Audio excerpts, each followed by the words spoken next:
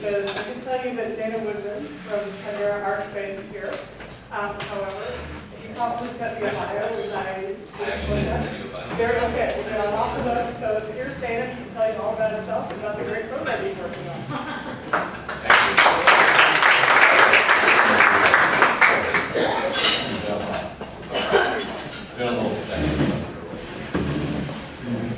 You guys are pretty lively for 7 in the morning. Drag myself out of bed. We're back here.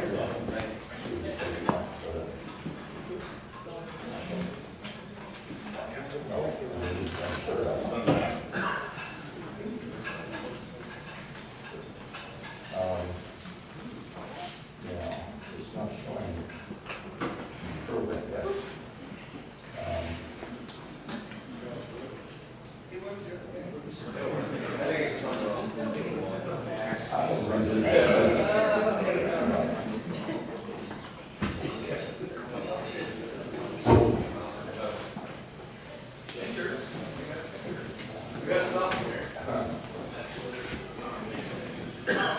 Yay. All right. So thank you for having me. This is Good. Can you hear me? Yes. thank you all for having me today. I'm with a space called Chimera Art Space here in Sebastopol. We're the first ever community arts and makerspace in Sonoma County. I founded Chimera about 2 years ago. Some of you have been involved with us in the past. Sonoma County, so yeah, Chimera is an art space in Sonoma County in Sebastopol. We're a space for people to learn, share, and to collaborate and to play around arts and technology. So what we do is, about 2 years ago, we started doing these interest-based meetups on subjects like arts and technology, jewelry, photography, 3D printing, robotics, things that we couldn't find in Sonoma County where there wasn't a community that already existed.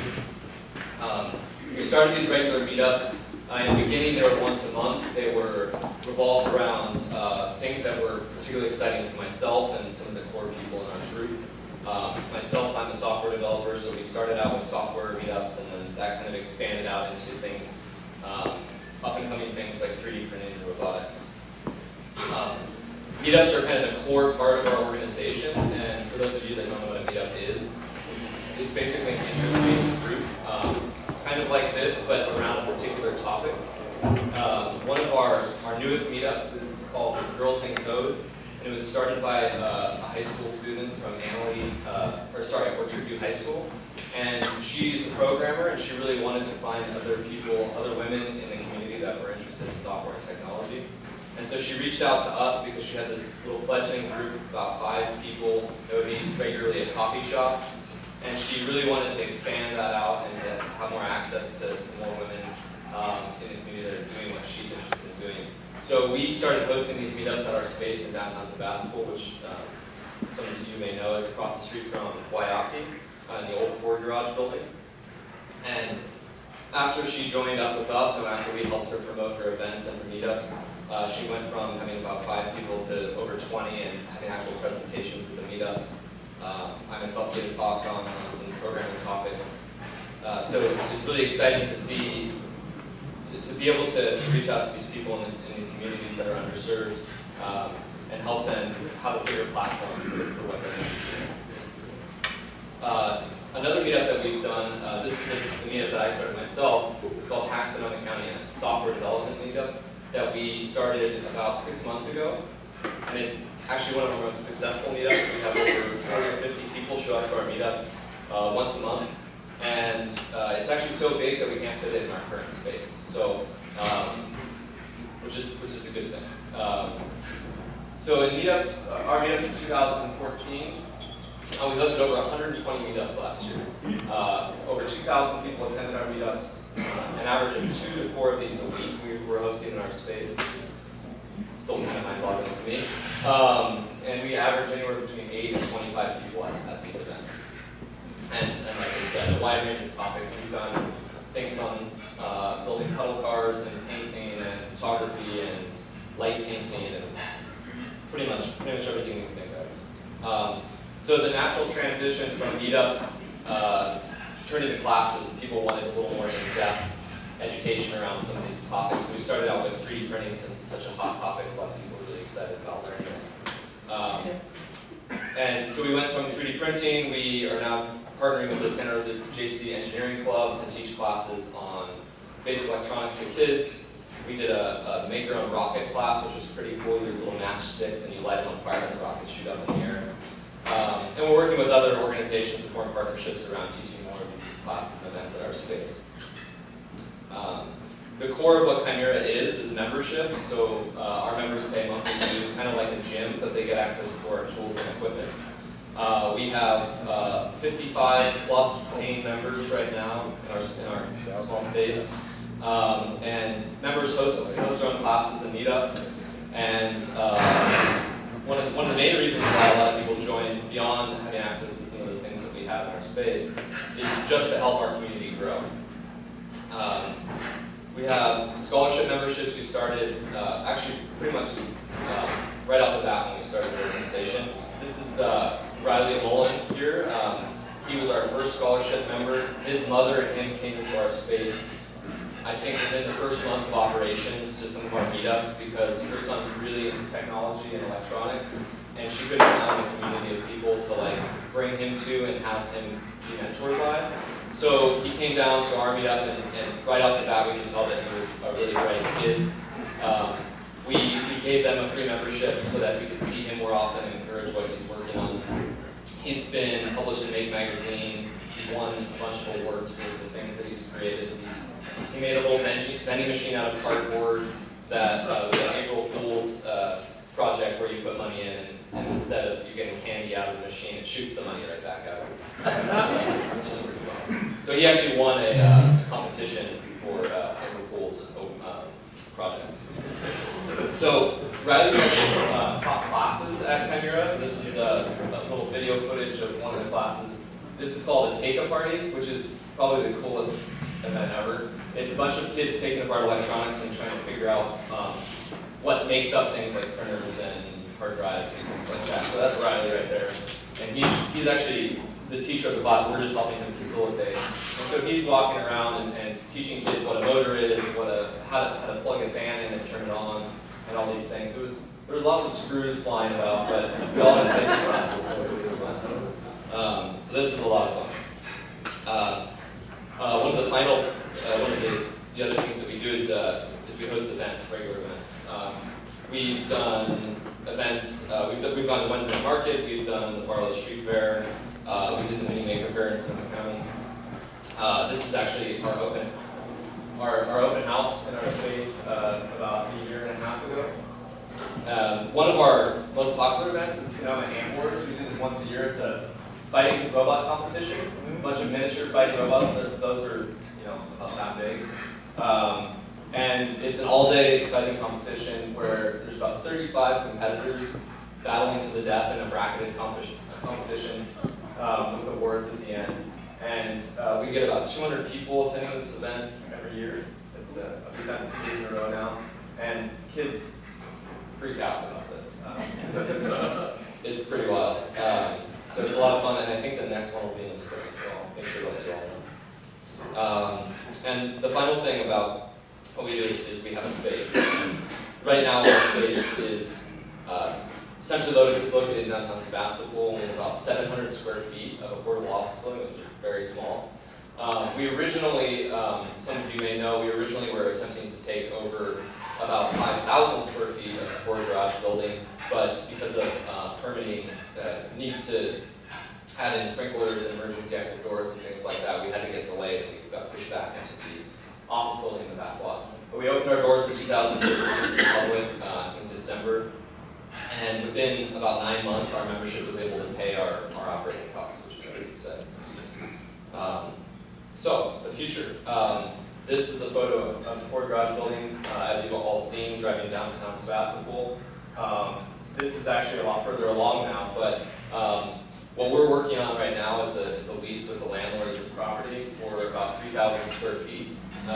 We are, within 2 weeks, we should be signing a lease on the space, if all goes well. And a slated move-in in May of this year. So it's, so where we are as an organization right now is, of course, we're having to work on raising funds to get the space off the ground. We need to double our membership or possibly triple it.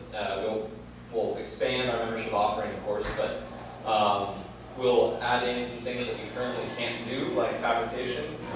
As you can see, we're in a portable office building. You can't do welding in a portable office building.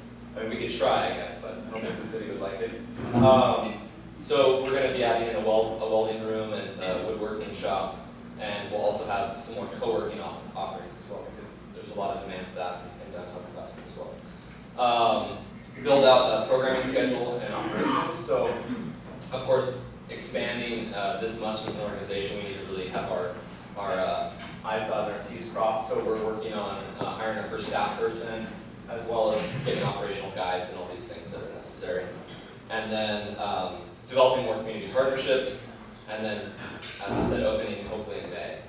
And we're relying on our community to help us get there. So we're just trying to put the word out there of what we're working on, and we have a lot of faith that we'll get there. And Jib, our shop dog, says thank you for listening. That's all I have. I figured I'd be a lot of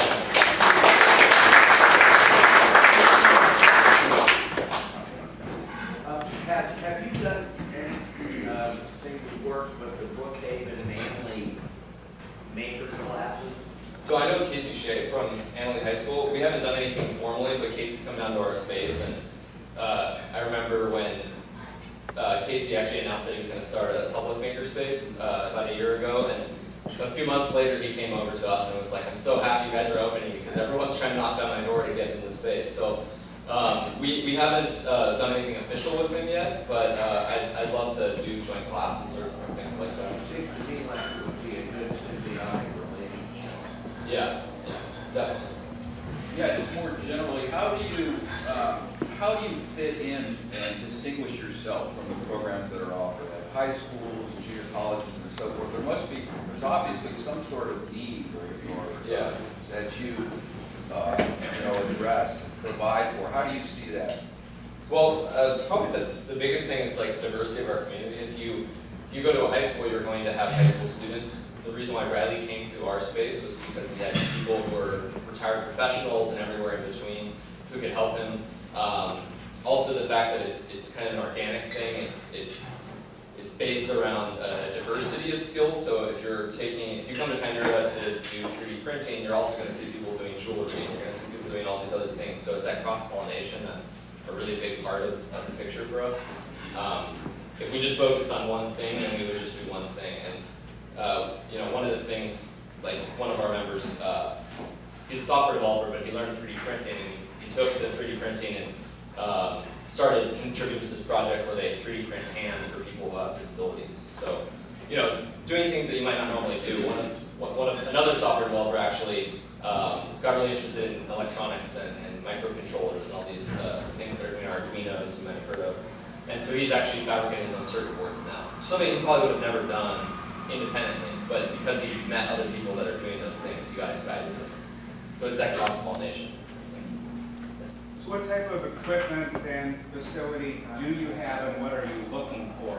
So right now we have 2 3D printers that were donated to us by a good company that manufactures them. Actually, it's an interesting story. One of our members saw that they were doing a competition where you apply as a makerspace to their group, and if they find you worthy, they'll give away a 3D printer. And they gave away 10 in the entire world, and we were one of them, so it was pretty exciting.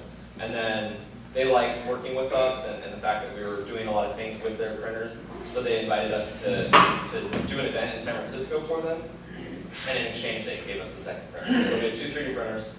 We have a laser cutter, which is a really cool tool. That was paid for by membership. It was really the first piece of equipment that we bought.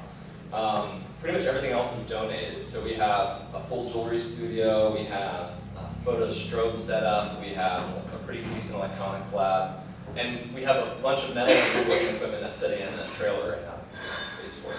But what we're looking for I mean, we're looking for more, we're looking for higher quality things as well.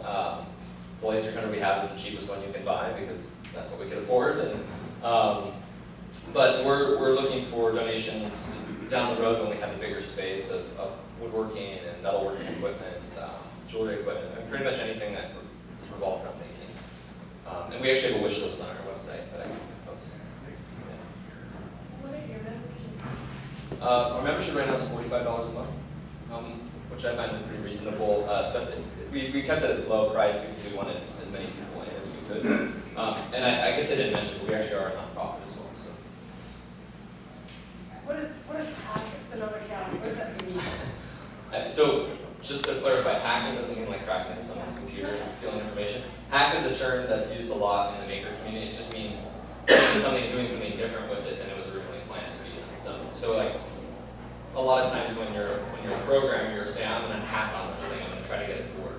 So hack Sonoma County, we intentionally made it a term that is somewhat has interesting connotations because that was the point. Is we wanted to really like excite people a little bit. And the idea of hack Sonoma County is just a network of people that are in software or related subjects. And what's been exciting about that is that, you know, myself, I'm a freelance software developer. I work from home, and now that I have Chimera, I've been working for Chimera, but there isn't really a place for me to meet other people. I mean, I can go to a coffee shop, but who wants to just go up to someone when they're busy working at a coffee shop and ask them what they're doing? So we actually have these facilitated groups where, you know, all these nerds can come in the room together and hang out. And it's pretty exciting. What's a nerd meetup? Yeah. But we have one of our meetups. It's not all software. We had some of you may be familiar with Tech Shop. One of the directors of Tech Shop is one of our members, and he taught a class on how to make circuit boards and like for software developers. So, you know, the cross-pollination is alive in all these meetups as well. Like the jewelry meetup we had last week, 25 people showed up to it. Probably the most extroverted meetup we have, because we have a lot of engineers and tend to be socially awkward sometimes, but the jewelry meetup was a lot of talk and a lot of fun. And they were really excited about the fact that we have 3D printer laser cutter, because then they can do all these cool things they could never do with jewelry before. So it's definitely that, having access to a wide variety of things. What type of laser do you have at that? It's called a K40 laser. It's a 35 kilowatt or 35 watt laser. It's just a small desktop laser. If you've been to Amalie, they had a desktop laser. It's very similar to that. It's an off-brand Chinese thing that we got on eBay. So what's it cut exactly? It can cut 1/4-inch material like plywood and plexiglass. We've done leather, paper. I had some video in here that I cut out because it was time lapse and it probably would have given everyone a heart attack. But we can do things like engrave, you know, just a few microns of a piece of paper, and like if you have multi-layered paper, you can etch to the center of the paper. I've made, you take a piece of plywood and you cut a certain pattern in it, you can make the plywood flexible, you make it bend 180 degrees, which is really probably my favorite trick to show people with the laser.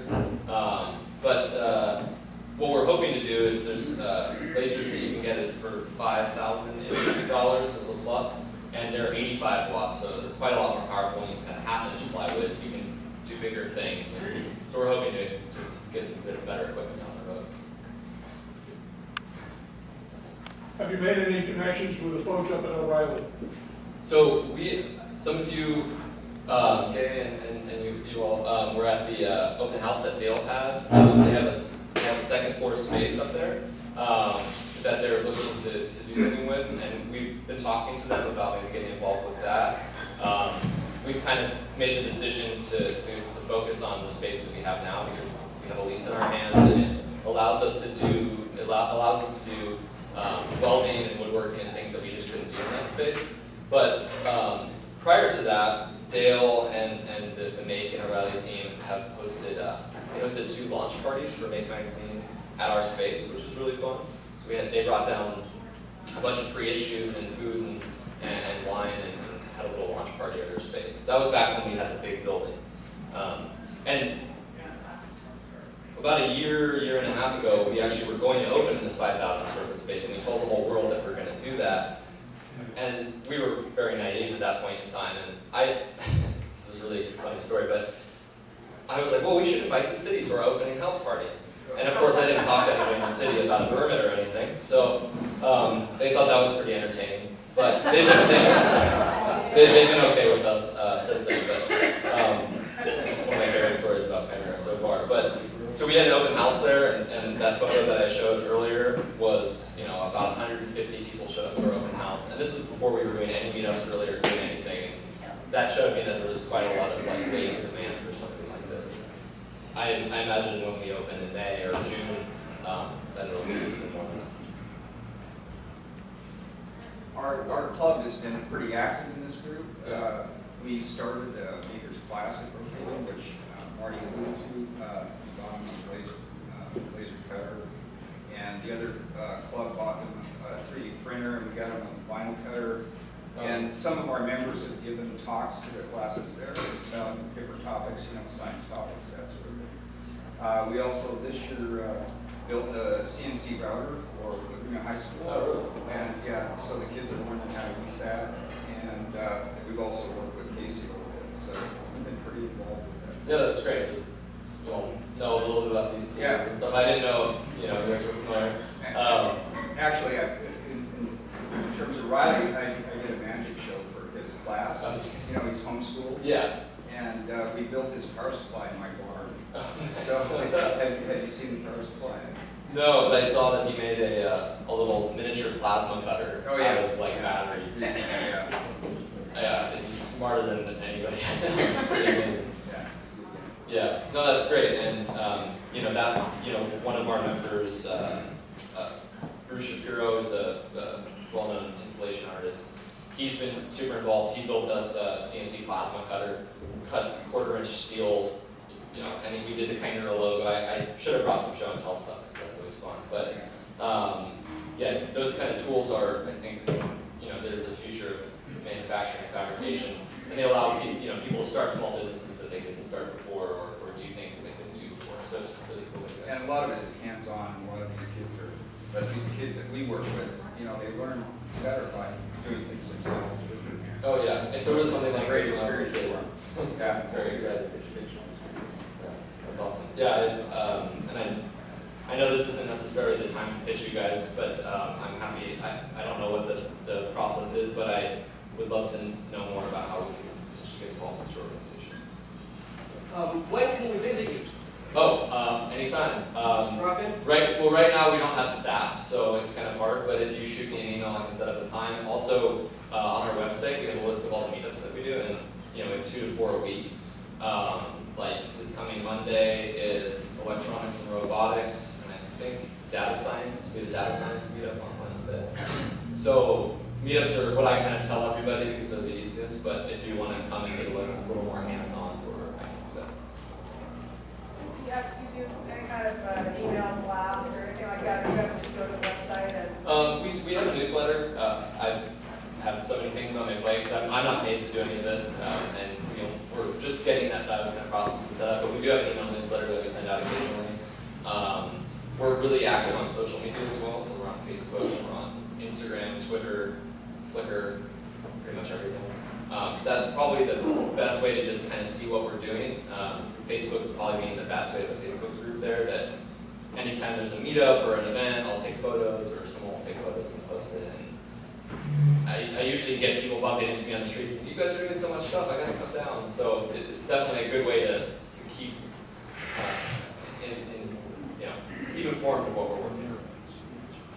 So could Google Chimera Art Space is? Yeah, we're pretty much the only Chimera in Scranton, Boulders, and Montgomery, I think. But it's just chimeraarts.org. That's the URL. Yeah, so we're pretty easy to find. I think it's just awesome because, not every kid's 6'6" and a quarterback or a baseball player or whatever. A lot of these kids, they just fall off, They go to school and whatnot, and there's nothing there for them. Yeah. And there's so many kids, like you say out there, that, this kid, all of a sudden this kid comes in, the kid's a brain.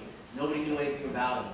Yeah. He just kind of slid off into nowhere. So stuff like this really helps those kids that, you know, they may not fit in certain things, and I think it's wonderful. It's just Yeah. it's unbelievable. Yeah, and we've, you know, since day one have been involved with families and kids. It's just kind of happened. It wasn't planned. Like, not any of this. I started this, and I didn't have any of this vision or any of these plans. I started it because I wanted to shop to work on stuff, and so I told friends.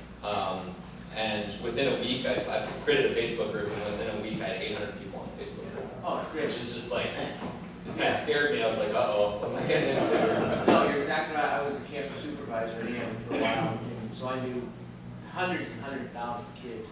And so many of them just, they had nothing. You know, they weren't into sports, they didn't care for school, and a lot of those kids ended up in trouble, you know. So something like this, just, I mean, you're talking about a kid that maybe ended up in trouble, and now he's, you know, CFO or whatever of a company just because there was nothing for him. Now there's something out there for them, and it's, I think it's just unbelievable. Yeah, another big part, you know, giving kids access to things that they might not normally see or do, and getting them excited is a big part. And another thing is, like, one of the things that I would personally want to see happen over time, and I know this is a more of a long-term goal, is to attract people to stay in Sonoma County, and also to come to Sonoma County. But I know a lot of people, especially in the software world, that, you know, grow up here and then they move to San Francisco because there's good jobs and it's more exciting now. So, but I've entertained many times going down to the city and working. I love Sonoma County. That's why I'm here, and that's why I want to see stuff like this happen, because I know I have one of my friends who I've hired for work who would have left town. He actually told me if Chimera didn't exist, I would be out of here, because he didn't know anybody. He was just sitting at home working on his computer all day. It was depressing.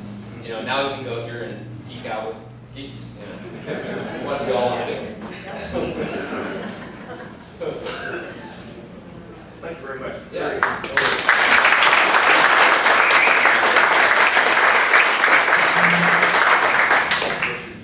I have something for you. Ask it. I got dishes. Fresh out of there.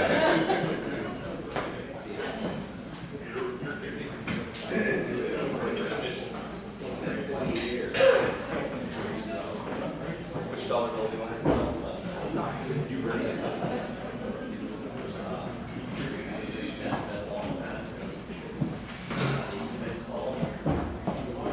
One of our members, John Miletto, modeled this kind of special a few years ago, called Pinot Folio, and it's a very good Pinot, first of all. But with each bottle, you make a contribution to your program.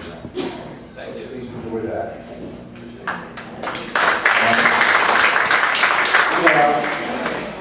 We have a door prize each week. And this week, our prize is multifaceted. First of all, David Mark Raymond brought this Grammy 2015 nominees CD. So all the songs that were nominated this year, that's cool. And we have 4 complimentary wine tastings at the Corks Restaurant. So, if you would just reach in there, pull one of those out, and read the last 4 digits. All right. 1752. Yeah.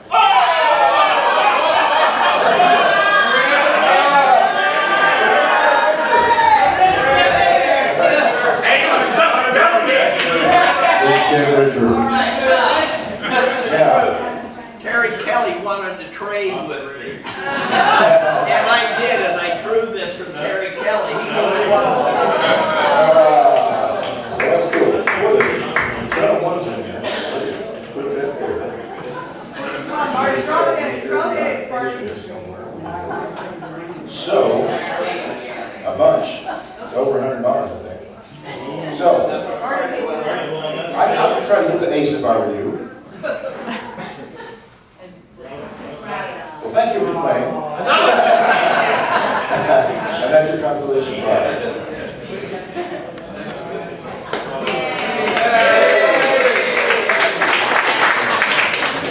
So, I'm not sure who had the joke for me today. Yay!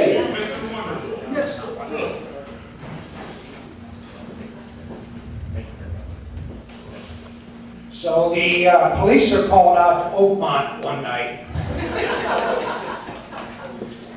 They walk in and they find husband and wife. Wife is lying on the floor dead. Husband has a golf club in his hand. Policeman says, "Sir, did you hit your wife?" He said, "Yes, I did." He said, "How many times?" He said, "Well, you better put me down for a 6."